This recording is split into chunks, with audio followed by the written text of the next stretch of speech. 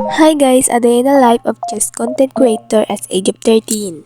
Nakita ko nga tong pusa ko na papalapit sa akin kaya tinawag ko na lang. Gusto yata ng lambing ko.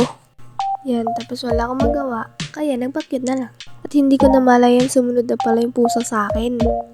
Papunta kasi ako niyan sa bayan ng pinsan ko para tingnan yung pagkain kung meron. Naglakad ako niyan, napapaisip ako. Patay gutom ba ako?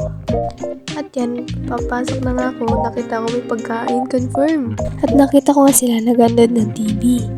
Kaya naman, tinignan ko ulit yung pagkain, tapos di ko na pinalampas, kumain na ako. Nagdukot na ako. Ayun, patawa-tawa pa kasi ako kasi yung pinsan ko kasi nag-CR. Tapos uminom na ako ng coke niya. Tapos yan, nagpapakut lang ako, parang wala nangyari. Nabuburing na kasi ako sa buhay ko eh.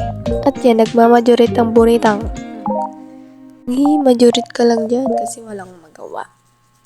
Umikot ka pa talaga. Yun guys, wala akong magawa kaya kasi yan na lang ginagawa ko. Nagpa-cute lang tapos sayaw-sayaw. At saglit lang naman yung video na to. Yan lang guys, sana mag-enjoy kayo. Bye-bye!